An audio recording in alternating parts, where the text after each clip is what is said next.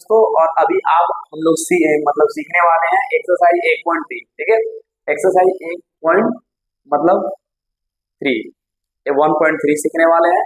और इसमें हम लोग एक बहुत ही मजेदार और इंटरेस्टिंग सवाल सीखने वाले हैं। और आप कहें तो बिहार बोर्ड का ये दुलरुआ सवाल है, और ये सवाल अक्सर बिहार बोर्ड में पूछे जाते हैं। ठीक है ना, तो चलिए इस प्रकार के जब भी सवाल मिले तो आप कैसे करेंगे, मैं आपको सरल और आसान तरीके बताने की कोशिश कर रहा हूँ।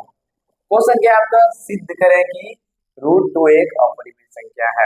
ऐसे सवाल जब भी मिले कि सिद्ध करें कि √2 एक अपरिमेय संख्या है, तो सिद्ध करने की जो प्रोसेस होती है वो कैसे होती है मैं बता देता हूँ। चलिए, तो यदि संभव है, यदि यदि संभव है, यदि संभव है, यदि संभव है तो मान लें, मान लें, मान लें कि √2 एक परिमेय संख्या, क्या मान लिया, एक परिमेय संख्या है। ठीक है, परिमेय संख्या है जहां जहां p तथा q सह अभाज्य है। अब बात यहाँ पर है, सर आप सह अभाज्य क्यों मान रहे हैं, तो मैं आपको बता देना चाहता हूँ कि अभी हम लोग मान लिए कि ये जो p और जो q का जो मान है ना वो सह अभाज्य, ये दोनों एक दूसरे को डिवाइड नहीं करता, मतलब पूरी तरह से भाग नहीं लगता है। जहां, इसमें आप थोड़ा सा लिख लीजिएगा, जहां q बराबर 0 नहीं हो, है ना, q बराबर 0 नहीं हो। ठीक है, यानी q का मान 0 नहीं हो, तो आप जानते हैं, क्या जानते हैं, p/q बराबर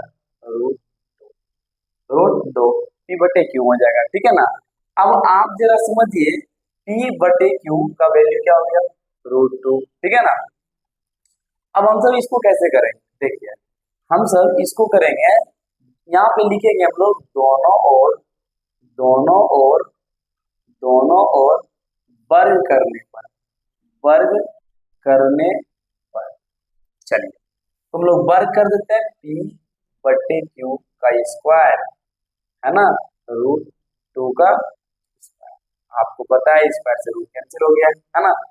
अब क्या हो जाएगा, p²/q²।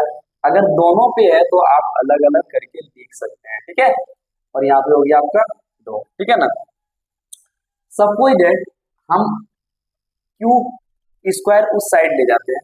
देखिए अगर मैं p² इस साइड रख देता हूँ, इधर ले जाता हूँ q², तो जब ये इधर जाएगा तो आप इसको इधर ला सकते हैं। ठीक है ना, तो ये इधर भाग में है यानी बटे में, तो इधर गुणा में हो जाता है, और ये टर्म इधर गुणा में है। ठीक है ना, तो इधर आके क्या हो जाएगा, भाग।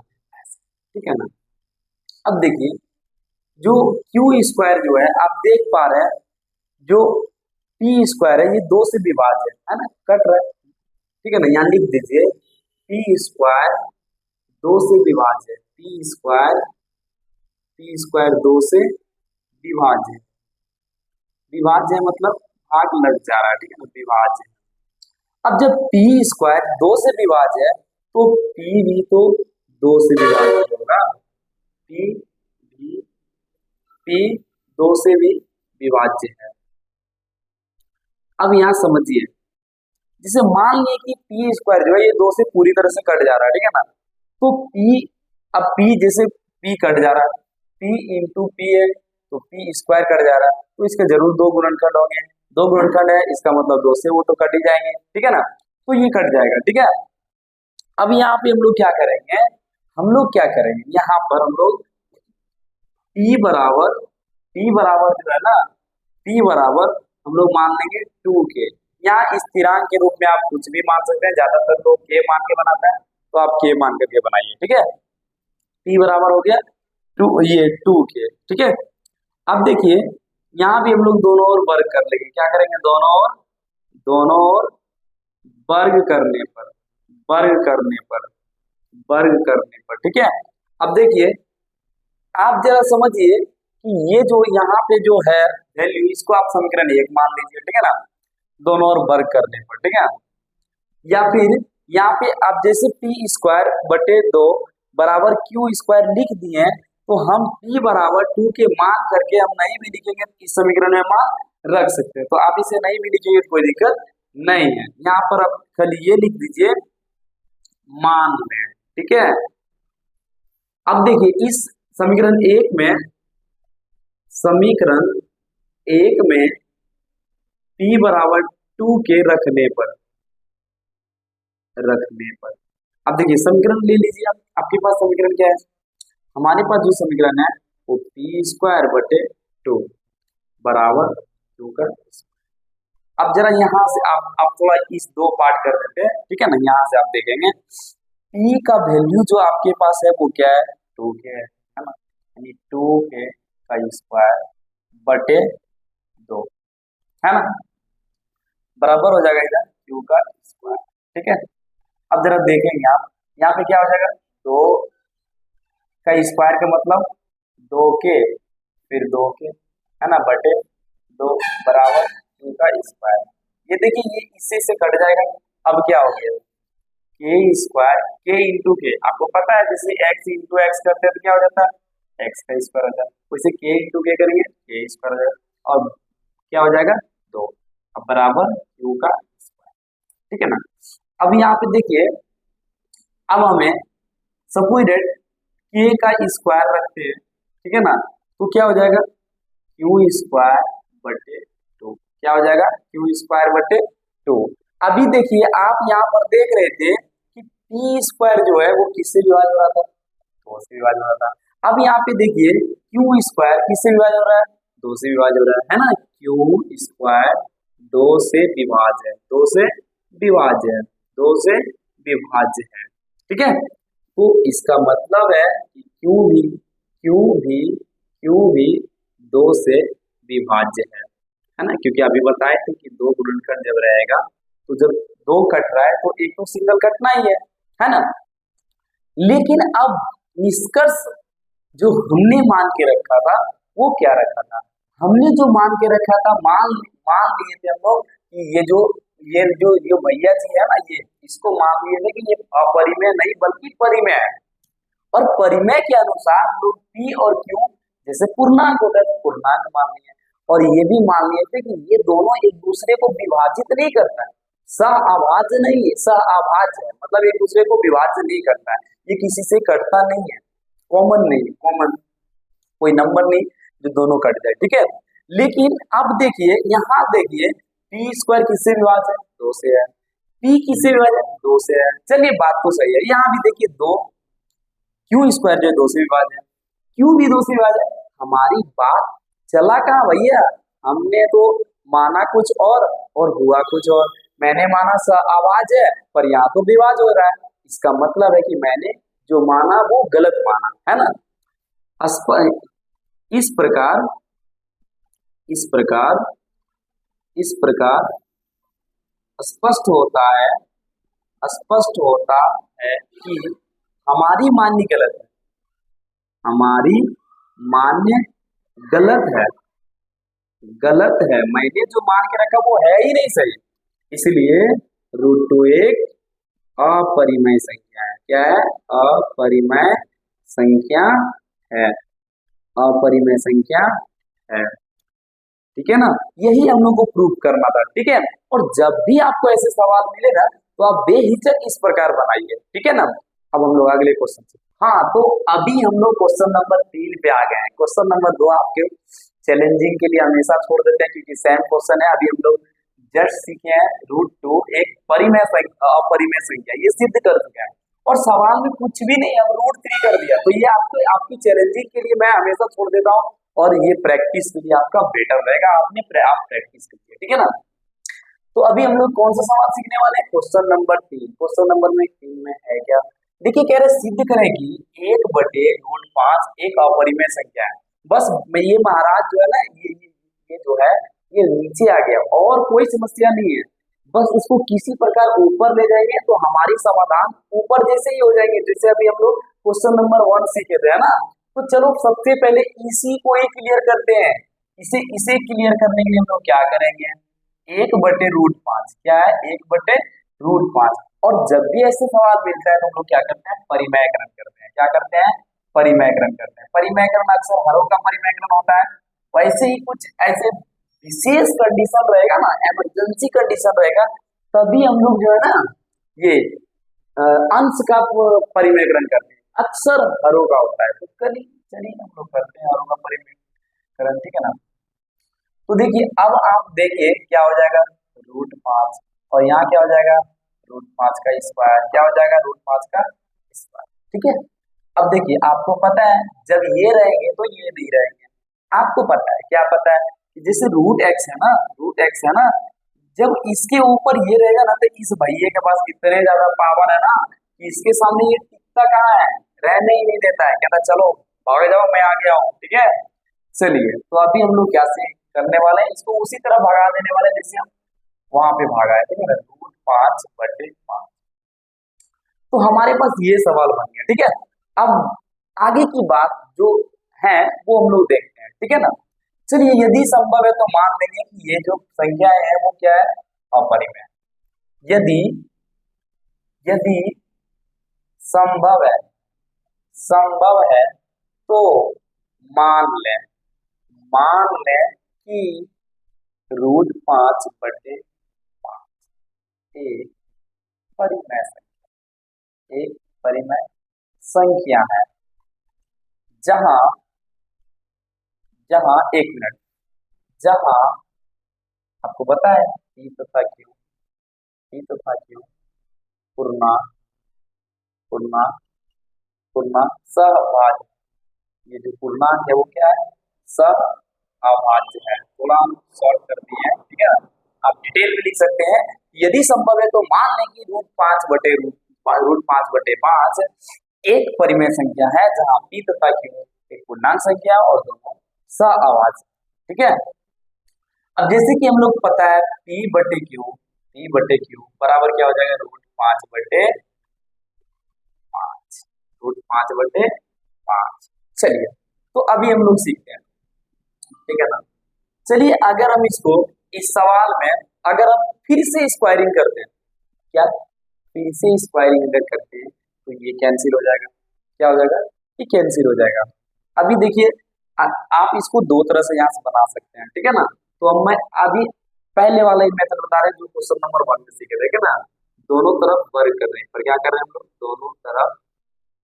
दोनों तरफ वर्ग करने, दोनों तरफ वर्ग करने, ठीक है। तो क्या हो जाएगा, P/Q का स्क्वायर और √5/5 का, है ना। अब आप जरा देखिएगा, आपको देखना क्या है, बस ये सोचना है कि ये आया कैसे। तो आपको पता है वर्ग कर दी है ना। चलिए P² का स्क्वायर बराबर, आपको पता है तो आपको अभी अभी जस्ट पता है ना कि ये जो है ना ये साल इनके सामने नहीं टिकता है। हाँ लेकिन इसके सामने टिकेगा। ऊपर में सिर्फ 5 बचेगा और नीचे क्या हो जाएगा आपका 25। क्या हो जाएगा 25। आपको पता है, ये भी पता है ना। हालांकि हम लोग लॉन्ग हो गए लेकिन कोई बात नहीं है, हमें नंबर भी तो उठाना है, थोड़ा कुछ कुछ मार्क्स भी तो मिलने चाहिए हमें। चलिए अब इसमें देखिए क्रॉस गुना करते हैं। क्रॉस अगर गुना करते हैं आपको पता ही है 5 इसके साथ जाना पसंद करता है, ये क्यू स्क्वायर एक के साथ जाना पसंद करता है। तो है ना ये आप जो इस तरह से आप लिखेंगे तो देखिए क्या लिखेंगे, P² बराबर P², यानी 5P² बराबर Q², है ना। 5P² बराबर Q², या अभी देखिए P² बराबर क्या हो जाएगा, Q²/5। क्या हो जाएगा, P²/5। आप क्या देख पा रहे हैं, आप बस ये देख पा रहे हैं कि जो Q² है ये 5 से विभाज्य है। क्या है, Q² जो है ये 5 से विभाज्य। ये थोड़ा टर्निंग हम लोग जो है ना ये हम लोग को करना पड़ता है मैथ वाले को, ये काला कोबरा मान लीजिए इस तरह से, ठीक है। अब यहाँ पे हम लोग को क्या लिखेंगे, हम लोग लिखेंगे कि जो है ना Q² 5 से विभाज्य, Q² किससे विभाज्य है, 5 से विभाज्य है, ठीक है। तो क्योंकि 5 से विभाज्य है ना, क्यू भी क्या है, 5 से विभाज्य है ना। अब देखिए जो आपके पास समीकरण है उसमें हम लोग फिर वही काम करेंगे।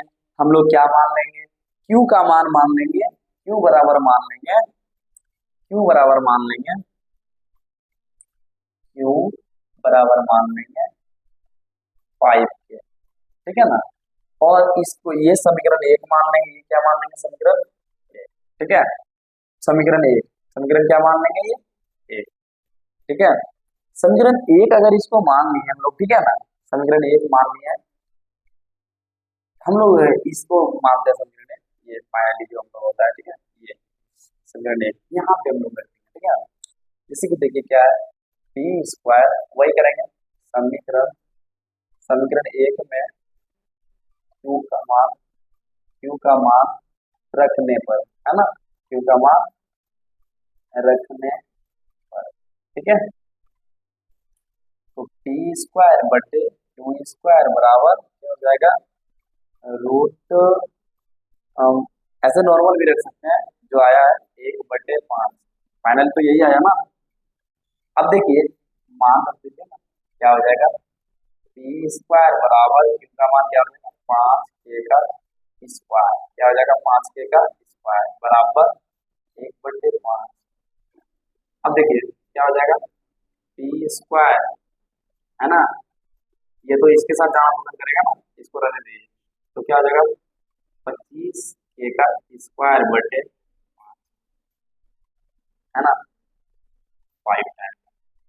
अब देखिए पी स्क्वायर बटे, ये 5 इधर मल्टी गुना में है तो इधर क्या हो जाएगा, भाग में हो जाएगा, इधर के स्क्वायर बच गया, है ना। अब आप क्या देख पा रहे हैं, टी स्क्वायर 5 से विभाज्य है, किससे विभाज्य है, 5 से विभाज्य है। इसका मतलब है कि पी भी 5 से विभाज्य होगा, पी भी 5 से, है ना, विभाज्य है, क्या है, विभाज्य है। आपने क्या मान के रखा, मैंने क्या मान के रखा कि ये सह आवाज है, ये क्या है, सह आवाज है, देख तो रहे हैं विभाज्य तो हो जा रहा है, विभाज्य तो यहाँ भी हो जा रहा है, इसका मतलब हमारी मान्यता ही गलत है।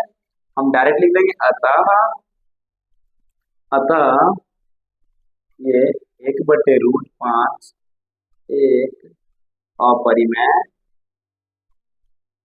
संख्या है। चलिए अब हम लोग फिर चैलेंजिंग सवाल आपके लिए छोड़ दूंगा और मैं आ जाऊंगा नेक्स्ट क्वेश्चन पे। चलिए तो फिर से आपको चैलेंजिंग सवाल कुछ मिल गया है, अगर आपको इस तरह मिलते रहेंगे।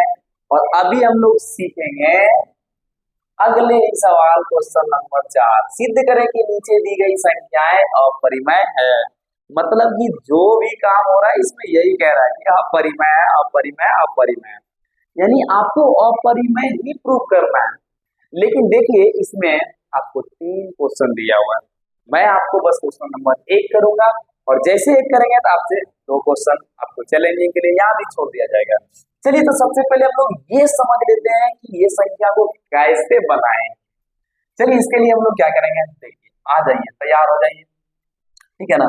सबसे पहले जब भी आपको एक इस तरह से कोई किसी भी संख्या पे पावर ऐसे मिलता है ना 1/3, ठीक है ना, इसका मतलब कुछ और होता है, इसको जानने की कोशिश कीजिए। इसका मतलब होता है ये जो मैंने अभी किया, और अगर 6 पर पावर 1/3 है, इसका मतलब होगा, इसका मतलब होगा, चलिए तो ये समझ गएगा तो बाकी सारे समझ जाएंगे। फिर वही मान लें, क्या मानेंगे, वही जो अभी मानते आए, मान लें कि वही 3 करली 3 6 जो है एक परिमेय संख्या है, ये क्या है, परिमेय संख्या है। थोड़ा संख्या को हम शॉर्ट में लिख दिया, संख्या है, ठीक है।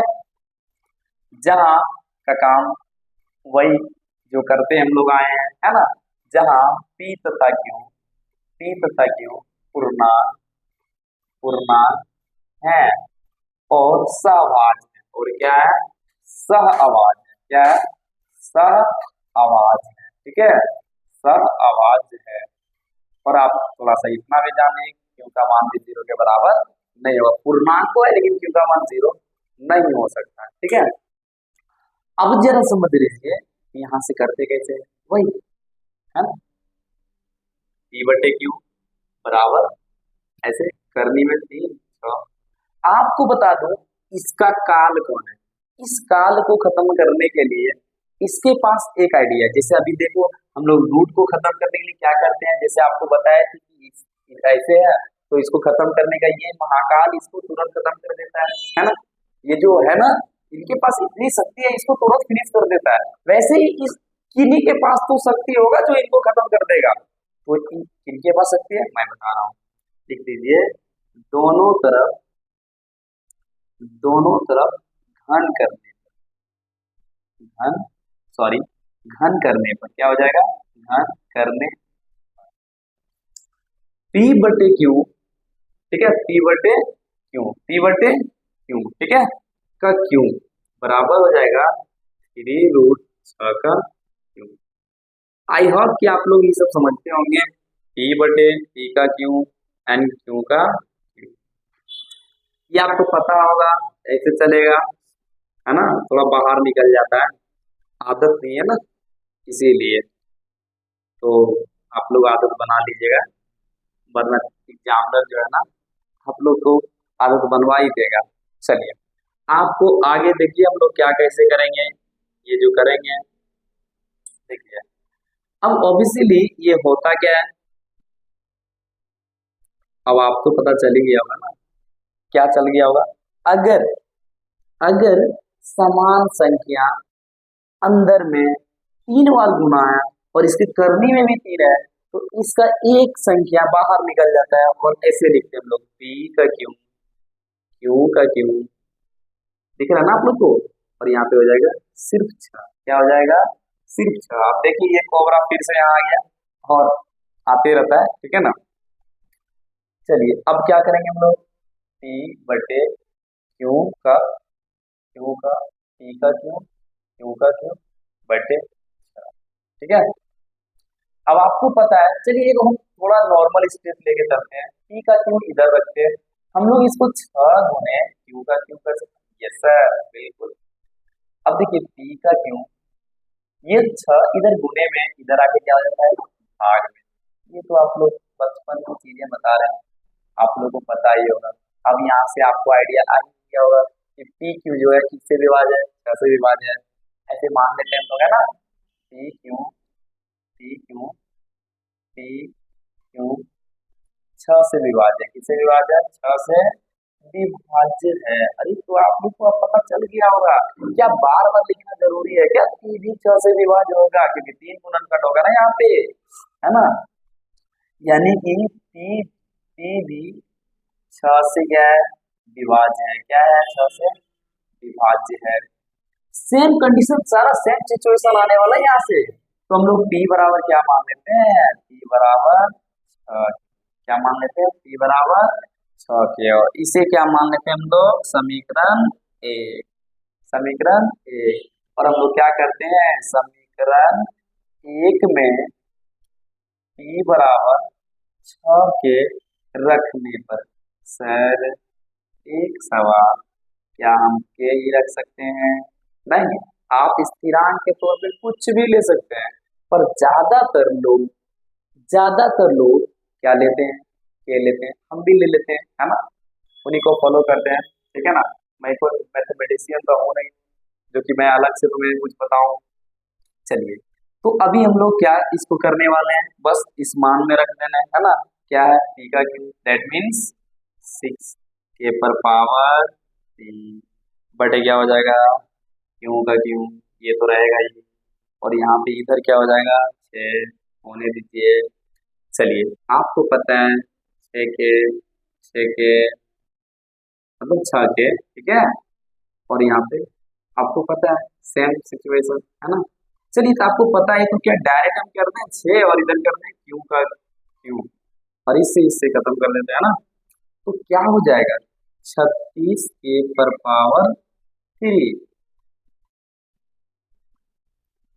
ए का क्यू बराबर क्यू का क्यू बटे। अब आपको पता है क्या, अगर 36 क्यू की 3 को विभाज्य करता है तो क्यू को भी 36 विभाज्य करेगा, ठीक है ना। तो हम लोग यहाँ लिख देंगे, यहाँ पर ये लिख देंगे थोड़ा सा कि जो है ना क्यू का क्यू जो है ये 36 से क्या है, 36 से विभाज्य है। क्या है? 36 से विभाज्य है। थोड़ा देखिए माफ करिएगा, यहाँ पे थोड़ा प्लेस नहीं बचा हुआ है, तो आप लिख लीजिएगा क्यों भी 36 से विभाज्य होंगे। और यहाँ लिख दीजिए अब इस प्रकार स्पष्ट होता है। क्या स्पष्ट हो गया बापू? इस प्रकार स्पष्ट होता है कि मैंने जो मान के रखा वो पूरी तरह से गलत है। स्पष्ट होता है कि r पर पावर 1/3 एक अपरिमेय संख्या है। अपरिमेय संख्या है। यही तो स्पष्ट हुआ था ना, यही स्पष्ट हुआ। चलिए ठीक है, चलिए तो आपको पता ही है, चैलेंजिंग सवाल फिर आपके लिए छोड़ दिया गया है और आप भी हम लोग आ गए हैं क्वेश्चन नंबर 5 और इस एक्सरसाइज का इस टाइप का लास्ट सवाल। ठीक है ना, इसमें बहुत सारे भैया लोग बैठे हुए इस तरह, ठीक है ना, जो सवाल मैंने नहीं लिख पाया आप लोग देखिएगा, आप लोग से हो जाएगा समझाने के बाद। ठीक है ना, सिद्ध करें कि निम्नलिखित संख्या अपरिमेय है। ठीक है, इनमें एक चीज देखिए, एक चीज तो है, एक भैया जो बैठे हुए वो परिमेय बैठे हुए और एक अपरिमेय बैठे हुए, इनको सिद्ध करना और इजी है, बहुत आसान तरीके से सिद्ध करने की कोशिश करेंगे और आपको नंबर भी दिया जाएगा। ठीक है ना, चलिए तो मैं एक करने की कोशिश कर रहा हूँ। मान लें, क्या मान लें? मान लें कि मान लें कि मान लें कि 6 + √2 एक परिमेय संख्या है। क्या मान लेंगे? परिमेय संख्या है, जहां जहां p तथा q पूर्णांक है तथा आपको ये भी जानना होगा कि क्यू का मान 0 के बराबर नहीं है। सर पहले वाले सिस्टम से थोड़ा हट गए ना? हाँ जरूर हट गए, क्योंकि थोड़ा सा सिस्टम हटा दिया ना उन्होंने, आसान काम कर दिया, 1 + 1 परिमेय और एक अपरिमेय दे दिया, जिससे हमारा काम और इजी हो गया। अभी आप खुद कहेंगे यस सर, देखिए p/q बराबर क्या लिखेंगे? 6 + √2। आपको पता है ये तो परिमेय संख्या है ना? हाँ सर, परिमेय संख्या p/q। चलिए प्लस इधर आके क्या हो जाएगा? -6। इधर क्या हो जाएगा? तो यहाँ एक चीज आप कॉमन देख रहे हैं कि ये भी परिमेय संख्या और ये भी परिमेय संख्या। आपको पता है, क्या पता है? परिमेय परिमेय उनको भी पता है जो चेक करेंगे। परिमेय संख्या माइनस परिमेय संख्या पता है क्या देता है? क्या फिर वही देता है, परिमेय संख्या ही। फिर क्या देता है? परिमेय संख्या। यानी कि परिमेय संख्या घटा परिमेय संख्या फिर परिमेय संख्या। दैट मीन्स बड़ा इजी है इसको करना। ये परिमेय संख्या, ये क्या हो गया? यानी कि LHS आपका परिमेय संख्या हो, और साफ साफ जानते हैं √2 जो है ना ये विवादित है, ये अपरिमेय है, ये एकदम आप जो समझिए ये अक्कड़वाद है, ये अपरिमेय ही रहेगा। ठीक है, तो यहाँ पे डायरेक्ट लिख सकते हैं, यहाँ LHS समझते हैं ना जी? LHS का मतलब होता है बायां पक्ष, मतलब बाएं हाथ की तरफ। देखिए अभी मेरा बाएं हाथ इस साइड है, हाँ यही बायां पक्ष क्या हो जाएगा? बायां पक्ष और बायां पक्ष LHS बायां पक्ष परिमेय है। क्या है? परिमेय संख्या है तथा, और क्या एक कथा और बचा हुआ है ना, RHS।